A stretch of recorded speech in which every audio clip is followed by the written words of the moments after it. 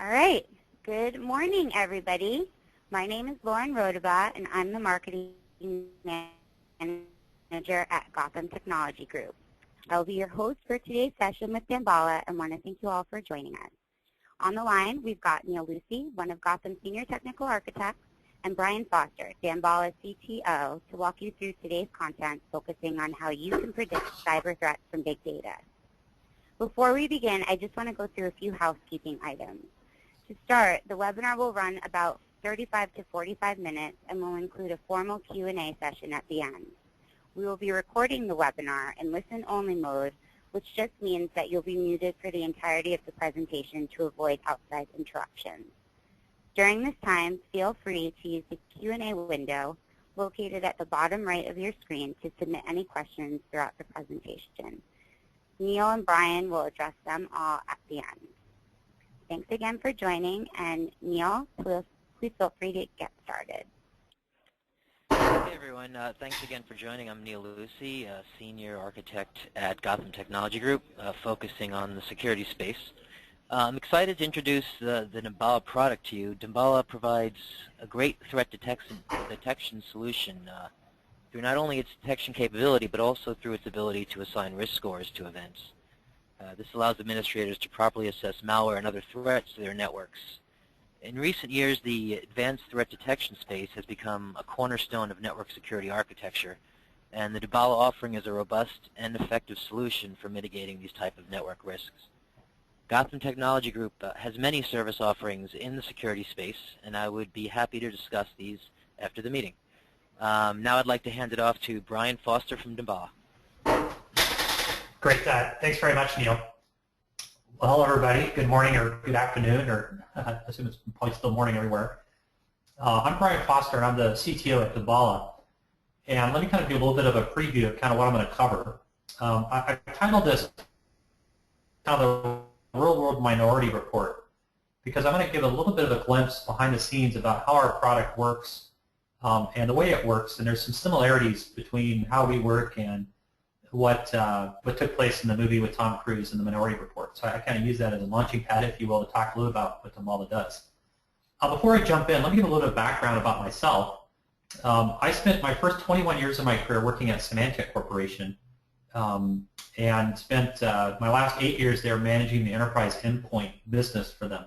My team built Symantec Endpoint Protection 11 and its follow-on releases is probably one of the most notable things that my team did. I left in 2008 from Symantec to go to McAfee. So I switched to the dark side or the light side, depending on where you sit in that debate. And at McAfee, I ran product management for the whole company across endpoint, network, cloud, consumer, enterprise. I got to get my hands in basically all assets and facets of McAfee's business. And we sold it to Intel 3 years later. I stuck around for a year and a half, and then came to Damballa in April last year. So that's my background. So deep on endpoint, spent a lot of time in that, but then also spent a lot of time, especially at McAfee, digging into the cloud and digging into network security. And that's why I came to Damballa, as I feel Damballa is at a very important point in the industry. And let me explain that kind of in the next couple of slides, and then I'll come back to this Minority Report example. So when we think about the security stack that's deployed out there today, we've been spending a lot of our time focusing on prevention. I know I have. Once again, when I look at my career at McAfee and Symantec, my goal was, how do I prevent the attack in the first place? An ounce of prevention is worth a pound of cure. And that was a big focus for me. And if you look at these products that are listed here, kind of underneath prevention, I pretty much built all of these in one way or shape or form across my career. And prevention is important. Slammer, for example, or SQL injection is still a primary method for getting into web servers and so forth. So there's attacks that have been around for 10 years that are still circling around the internet, and prevention tools can block those. But one of the things we've found, and I think hopefully everybody on this call realizes, is that prevention is not 100%. And there's some good reasons for that. Prevention, the attackers have the first move. There's asymmetry of information between the attacker and the defender. And you just have to pick up the news to know that attacks get through. And then when we look at what we've been doing kind of from the old security stack, as I've called it here, around detecting and responding, there's some detection capability that we built in, although it's not very efficient, and I'd argue not very effective. And then also on the response side, once again, it's also, I would tell you, it's not efficient, not very effective. And a lot of this comes back to kind of this bullet I put in the middle, is that it's also very resource intensive. And if we took a step back and looked at our industry, and one of the biggest challenges that we have is that we don't have enough smart, trained security professionals to go around, and probably on our teams. And so this is kind of a vicious cycle, if you will, where things get through, and right now the best way to go deal with those things has been to put more humans on it, which you don't have, and so forth. So I kind of call that the old security stack, and then I kind of talk about a new security stack. And I think this is one of the changes that we're seeing take place in the market today, is that people are realizing that, hey, I still need to do prevention, but I need to also start filling out my strategy around people, process, and products for detecting and responding. So if prevention is not 100%, then I need to do a better job with the humans that I have of finding ways to find the things that got through quickly and respond to them before damage can be done. And that's where basically Damballa fits. And Neil kind of summarized a little bit of what we do. We like to say we fill this gap between failed prevention and your incident response. But we basically sit in the network, looking at all your network traffic, trying to find evidence of infected assets in your environment. And once we collect enough evidence, we package that evidence up in an infection report to you saying this asset's infected with 100% confidence, and here's all the forensics information you need to go either remediate or fix that asset. And then we also provide some risk prioritization on the infections we find, to do so. But in as much as this new security stack is concerned, the key thing here is that there is this shift taking place between the old stack where you focus all your time and money on preventing the attacks to still trying to prevent them, but starting to invest more in this detect and respond.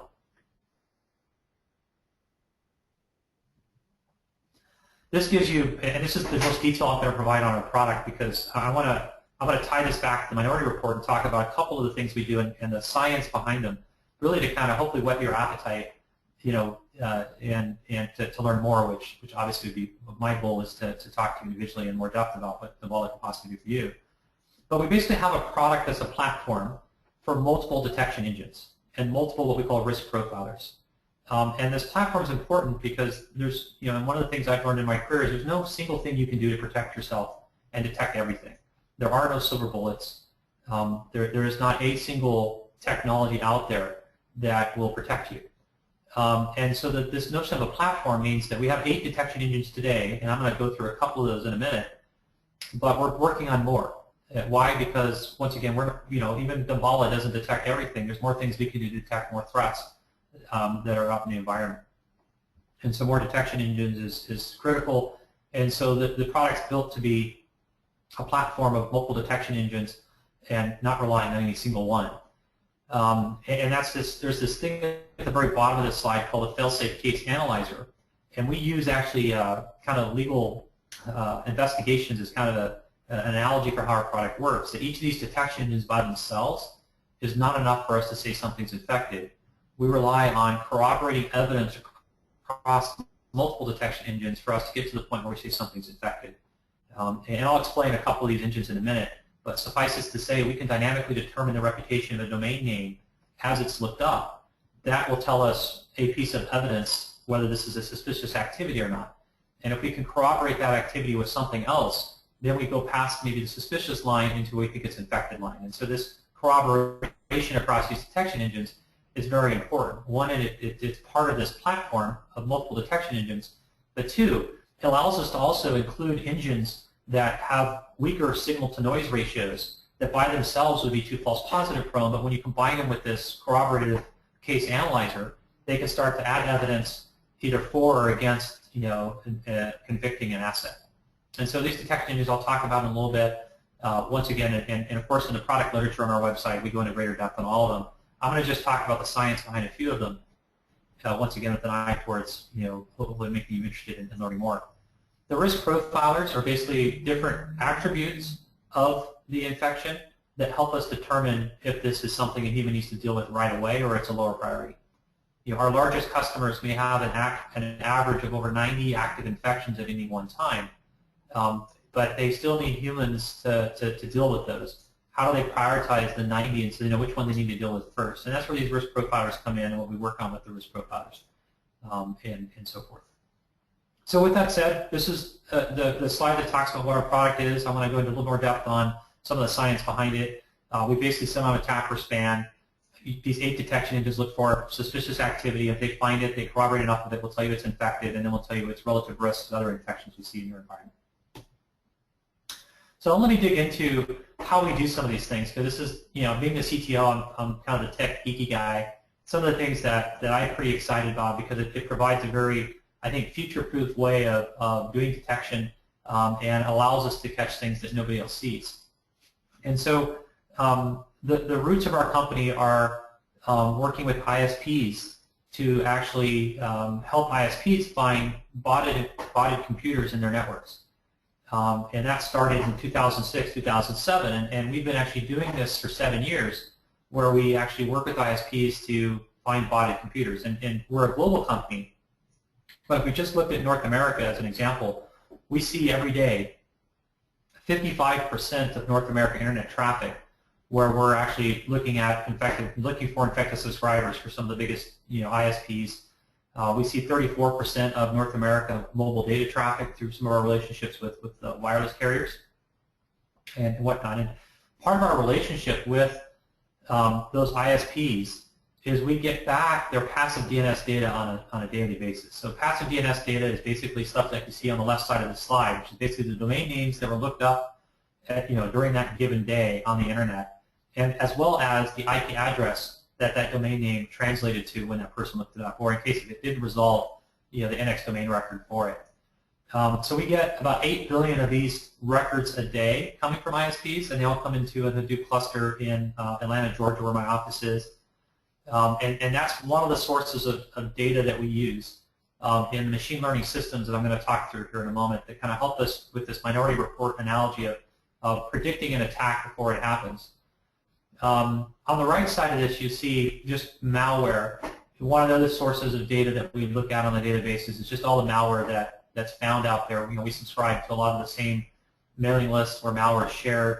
We get over 100,000 of these samples of malware on a daily basis that one of the 3 systems I'm going to walk you through actually uses machine learning based on the malware communication in a minute. So as I said, we get of these DNS records, 30 billion per day, 8 trillion per year. I think I said 8 billion per day. It's 30 billion per day, sorry. And once again, these are DNS records coming from ISPs and telcos. We do have some enterprises as well that share their DNS records with us. And then the malware samples, over 100,000 a day from industry sharing as well as enterprise that share us. So the 3 engines that I want to share, and kind of want to give you some insight into how our product works, are really focused on these 3 problem statements. So if you give me a resource record, which is really a domain to IP address mapping, what is the likelihood that that domain is malicious? So if you give me just a domain and it resolved to a certain IP address in your network, could I dynamically and on the spot tell you if that domain, or give you a likelihood? So it's one of the things you'll find when I talk about machine learning is machine learning gives you a probability. So what's the probability that this domain is malicious? And so I'll talk through how we answer that problem statement with research. And then the second problem statement is if I get a set of NX domains generated by DGA-based malware, can I classify it? And can I also discover new DGA-based malware? And I'll explain what DGA-based malware is. NX domains are basically the records in the passive DNS that get created anytime you type in a domain name that can't be found. So after all this is done, that we've mistyped a domain name and we get back, that domain's not found, etc. So every time you type in a domain name and it's not found, it generates this NX domain record in the passive DNS data. So can we use that data to find malware that is doing domain flexing, where it changes its domains on a weekly, daily, monthly basis to try to get by the blacklists that people deployed for CNC communications?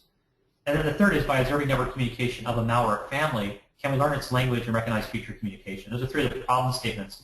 Before I jump into those, I just want to do a quick overview of machine learning, because all 3 of these systems that I'm talking about use machine learning. Machine learning is simply really some advanced math applied to some data, where you try to build an algorithm that can automatically separate the data you get into some labeled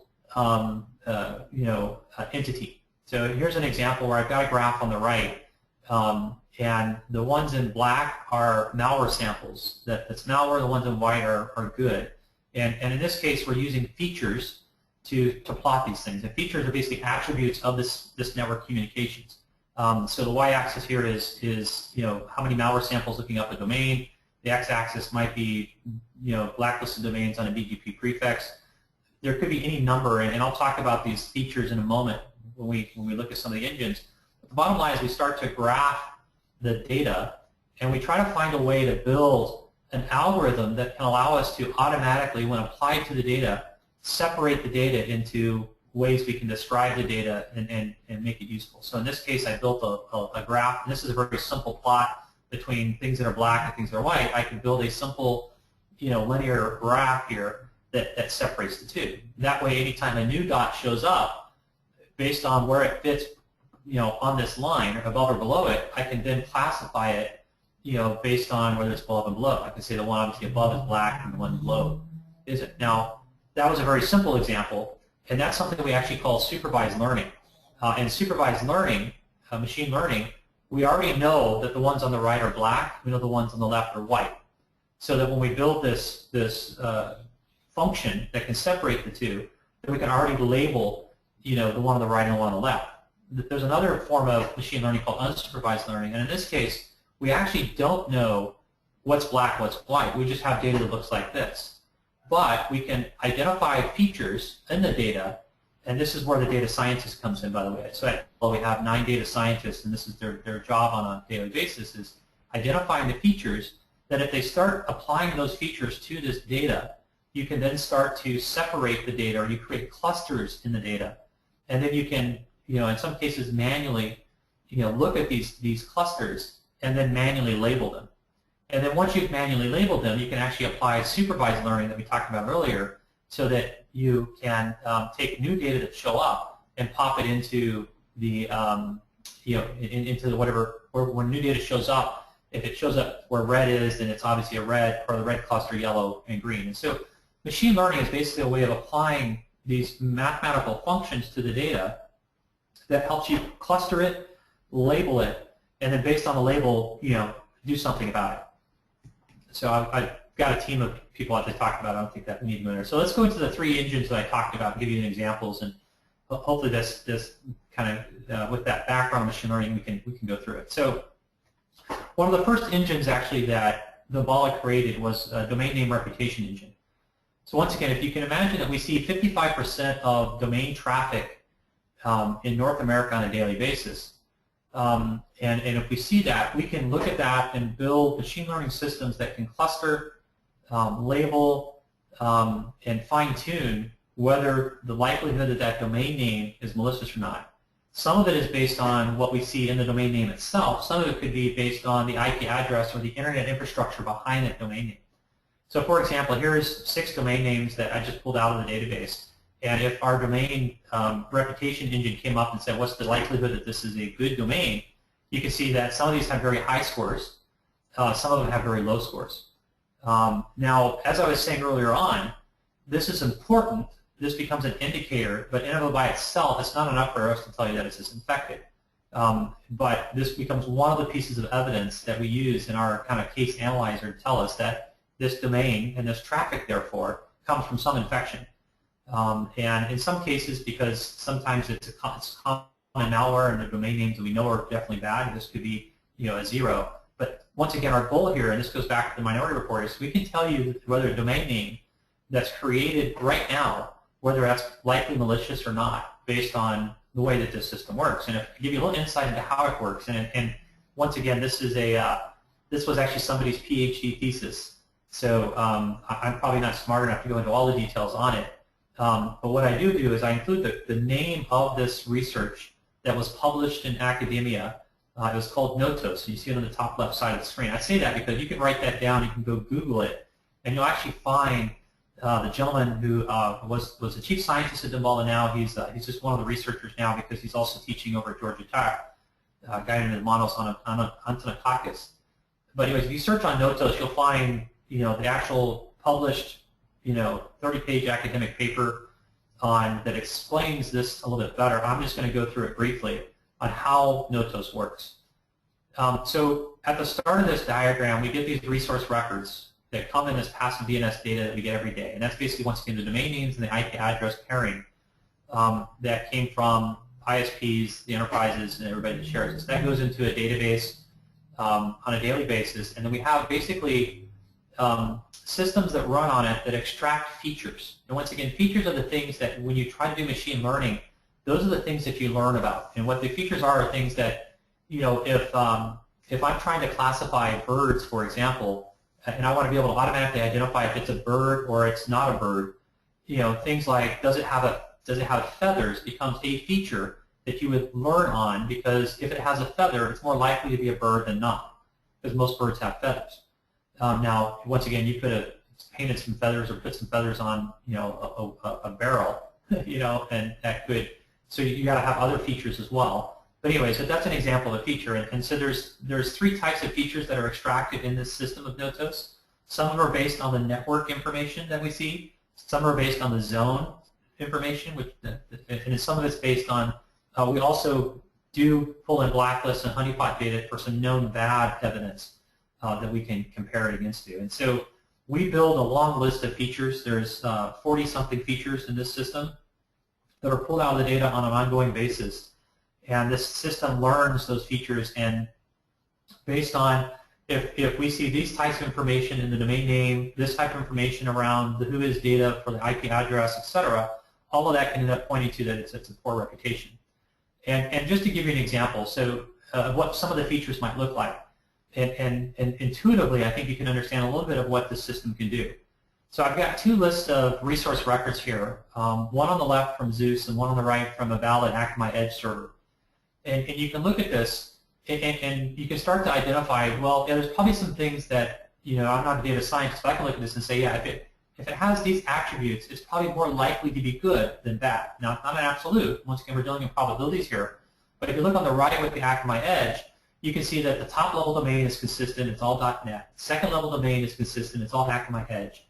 Third-level domain is a P or a G, so there's even consistency there. And even the fourth-level domain, while they're different, they all start with an E and they're 4 characters long, right? So you can look at that and say, that since I know that's a valid one, I can start to build a system that when I look at all the domain traffic, does it fit in this model?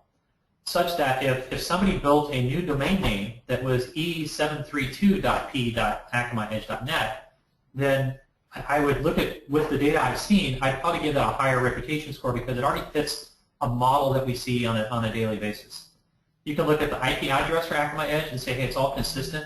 Somebody has a Class C network and whatnot. So you can start to look and intuitively look at this and say, there's some features that I could probably train a system on that if I had the data, I could start clustering what I think are good domains versus bad domains and build a function that when it sees a new domain name IP address pairing can come up with a reputation score. And then same kind of intuitive sense on the left side with Zeus. You see, not as much consistency in the top-level domain, no consistency in the second level or third level, right? So now you start to see a little bit more of alphabet soup in terms of what the domain names are, but they're all mapped to the same IP address. So once again, you can intuitively look at that and say, hey, if I see a lot more churn or inconsistency tying to a single IP address, then any new domain name that I see that's related to that IP address probably is going to get a lower reputation. And so once again, intuitively, and that's all I'm trying to do on this slide is kind of show you that some of the intuition behind picking the features that you train this machine learning system on, you can look at this and intuitively kind of figure out there's some things that you could look at that would help you. And that's in essence what this system does. As I said, it has over 46 features that it looks at, and based on those 46 features, it starts to cluster and label whether a domain name and ultimately come up with the probability that a domain name is malicious or not. So that's this first system that it's called Notos. A second system was called Pleiades. If you think about the Greek constellation name, it's the same word. This was one that's similar to the first one, but instead of looking at the domain name IP addresses that resolved, now we're actually looking at the domain names that did not resolve and trying to find something called DGA-based malware. So what is DGA-based malware? So one of the things that we're seeing more of today from advanced malware is that they dynamically change the domain names that they look up in an effort to evade takedowns and evade blacklists from blacklisting their communication. Oftentimes this DGA is a fallback communication, it's not the primary communication. But what a DGA does is basically an algorithm. The algorithm spits out a set of domains, maybe 100, maybe 1,000, that when the malware tries to communicate back to command and control, it tries to connect to those 100 or 1,000 domains. The threat actor has that same algorithm. He runs the algorithm, and he only registers a couple of the domain names that came out of that algorithm. And so the malware goes and looks up all the domains that it generated until it finds the one that the threat actor actually registered. Then it communicates, gets its tasking, whatever, and does its thing. An artifact of that process, obviously, is that every time it looked something up and it didn't find it, it generated that NXDomain record. And this system was built on, hey, if you give me those NXDomain records, can I find NXDomain traffic that's coming from an automated system, a malware, for example, versus humans? And that's really what this system does. It's very similar to Notos. I've got the architecture here. There's the name in the top left corner that, once again, if you Googled it, you can see the actual paper, and there's a video of the gentleman describing how this works. I'm not going to go into all the details in this again, just because there's very detailed math behind each of these steps. But it's the same principle that I talked about earlier with Notos. Whereas, so for example, down here on the bottom right, I have 2 DGAs that were found. And once again, if you intuitively take a step back and you think about, okay, I can probably think of, if I'm going to have an algorithm that builds domain names that my malware is going to look up, there's probably going to be some aspects about those domain names that I can learn on that can help me identify if this is a domain generated by a human mistyping, or is this a domain generated by malware that's doing domain flexing. And so if you looked at the 2 DGAs on the bottom, on the right side of the slide, if you look at DGA 1, it's either .ru or .com, so there's some consistency in the top level domain. And while it's alphabet soup on the left side of the domain, there's actually some consistency in there's 5 characters, a dash, and there's 5 characters. Or at the bottom there's 6 characters, a dash, and 4 characters. And so when you look at enough of this traffic, you actually start to see the pattern that this is a smooth distribution of characters, and it looks very clear that this is being generated by an automator instead of by a human. And I'm skipping over all the detailed statistical features that this system uses. It does things like in-gram analysis of the domain names, the entropy of the domain names, the actual DNS structure. It also clusters them based on how much do you see them across the internet at large. And the bottom line is it starts to allow us to build, when we see new NXDomain traffic, that's brand new, we can tell you whether this is part of the DGA or not. Based on the models we can build out of the system, once again going back to the minority report, it could be brand new DGA-based malware that nobody's seen before, but we'll detect it because of this behavior and the characteristics of the way these domains are looked up. And so once again, the more detailed system is called Pleiades. When this system came out, which is now a few years old, we'd only seen 6 DGAs just in that time.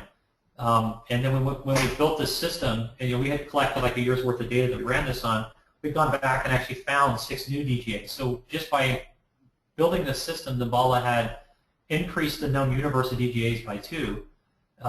And once again, you see the domain traffic on the right, which once again, if you put your intuitive hat on, you can look at those and say, yeah, those look, when you look at it this way, they look like that's definitely generated by an algorithm and whatnot. So this DGA-based detection is, once again, it's one of these engines that's in our product, one of the 8, that when we see this DGA behavior, it adds evidence to this notion that we think an asset's infected. So that was kind of the NXDomain engine. The last one I want to talk about is shifting gears from looking at DNS traffic to now just looking at the actual HTTP traffic on a network. And can we identify new future versions of malware because it's communicating in the same way that older versions of malware has? Let me explain. So if we look at this chart, down at the bottom, malware changes all the time, right? We get hundreds of thousands of samples a day, and I would argue that, and this comes from just my own experience in my career, that if your strategy is to chase the malware, meaning your whole goal in information security is to find the binary, that's a losing battle just because you'll never keep up with the rate and pace of change of malware at the bottom. So it changes all the time. We even see, once again, because of our visibility, that even the command and control servers at the top change, either because of DGAs and fast flexing or what have you. Threat actors can move their internet infrastructure around. But one of the things we found in our research is that the protocol structure itself of the communication between the malware and command and control actually stays the same. And by protocol structure, actually meaning, how does the actual malware communicate to command and control, and what's the structure of that communication? And so we've built an engine that learns the way that malware communicates, such that when you place this in a network and we can see unknown malware communicating in similar ways, we can actually identify it, and it becomes part of, once again, our collection of evidence to say that an asset's infected. And so this is an overview of the system that we built here. We take malware traffic traces, once again, where we learn on 100,000 samples of malware on a daily basis, and we learn how it's communicating, the structure of that communication, and it goes into something called adaptive CPTs, which are control protocol templates. That the name's not as important. Those CPTs are placed in the network where we look for, is there similar traffic, is it specific enough, and can it ultimately add to our ability to detect some unknown malware. I want to just talk a couple of examples of how this works, just to kind of explain kind of what I mean by the protocol structure. So we get the traces from command and control. We actually take their HTTP requests and we generalize them, and we cluster them. And so that we build these clusters of the way that we see HTTP requests taking place on a network. And then if some of those requests are in the same structure of known malware, then we can label them as known malware, and that's kind of how this works. So some malware, we watch it run, we take their requests and we generalize them. So here's two requests, for example, from malware, where you see the get command, you see the host, the user agent, right? And we take those and we generalize them into kind of a simple, it's get with the base 64, 8 characters long, with an integer 3, string 2, host name, user agent, etc. And these become generalized requests. We then start taking all the traffic we see and clustering it based on those general requests that we saw. So here's, for example, what the clusters might look like in the network. And we take each of these clusters and we actually label them. Some things we're going to know what they are, some things we aren't. Once again, this is the unsupervised process of machine learning. Once we've labeled them, for the ones that we know are malware, we build kind of the midpoint for that cluster. And that midpoint basically becomes this labeled control protocol template, so that when we see new network traffic that has something that's close to one of those midpoints, we know we found some communication that's similar to malware that was part of that malware family. So this is what an example of a control protocol template might look like, and so forth. But what I want to do is I'm going to get to you an example of how this worked. And so we deployed this in 3 networks. This has been over a year now, but this is running in the product today. 2 universities as well as a financial services company. And we had this many IPs in each of those organizations, this many HTTP requests and distinct domains. And this is what we found. So the match threshold is, okay, if we wanted to, with this, how close do we need to get to that midpoint of a cluster in order for us to say that this activity was malicious or not? If we had a 0.62 match threshold, meaning that it had to be that close to that one of those midpoints in those clusters that I showed you earlier, we got a 2% false positive rate. If we went to 0.65, it was 0.0515. Actually, that's 0.02%. That should be, my periods are up at the top. They wrapped on me here. But so 0.015, 0.01, and if we got to a match threshold of 0.85, we got it effectively to a 0 false positive rate. And you saw how many domains were classified, as malicious, or how much traffic was classified as malicious in each of the examples based on where we set the match threshold. So if we wanted a 0% false positive rate, we still found, a good number of domains that were suspicious. And if I looked at these networks and said, of the domains that we found, what percentage of them were things that we already knew were bad, because of the blacklist, which ones were new. And you have to have a little intuition here about how universities' networks look versus financial networks. Universities typically are a little bit, they don't spend as much on security. Their security postures may not be as good as you might expect from a financial services.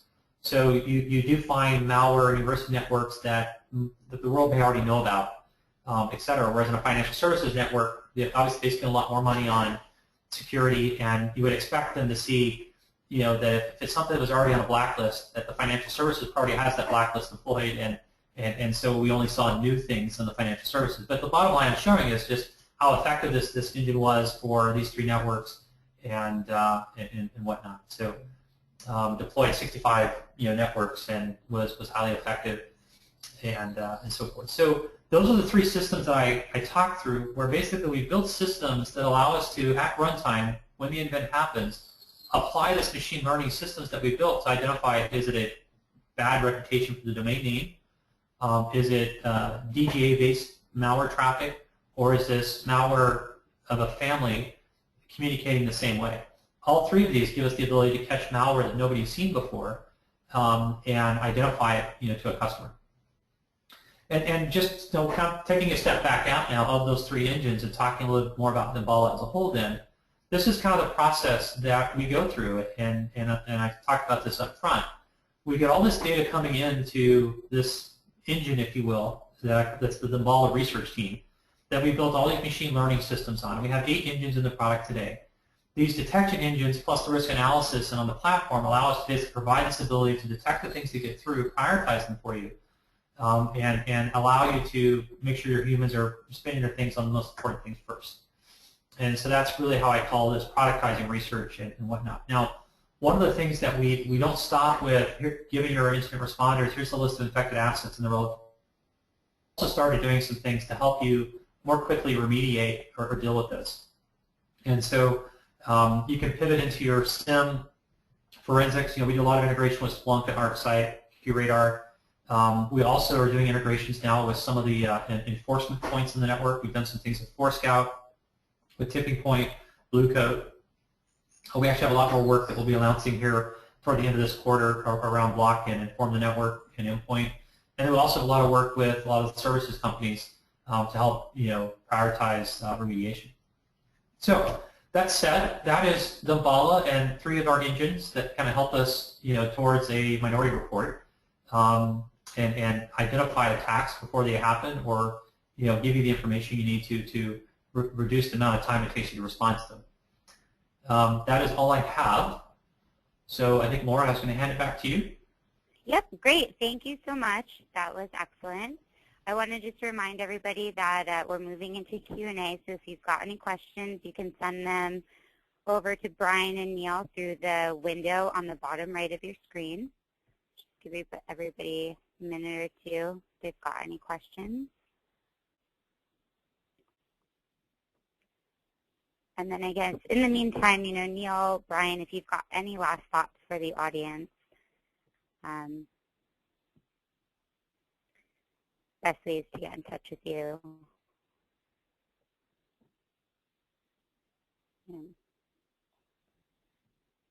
Yeah, Laura, I don't have anything else, Lauren. Obviously, there's my contact info. If it has any questions, they can contact me directly, and definitely look forward to chatting to anybody about it. Perfect. And I don't think we actually have any questions from the audience at this time. So obviously your content was very comprehensive, so thank you again. Yeah, and I just wanted, this is Neil, I just wanted to thank you again for that presentation. I mean, I've seen the product at work, and it's definitely, definitely an effective method for all this. So this was some nice granular information. Great. And then just a reminder to our audience that the webinar was recorded, so the content along with a PDF version of the slide deck will be available to anyone who's interested. But other than that, again, thank you, and hope everyone has a nice day. Thanks, guys.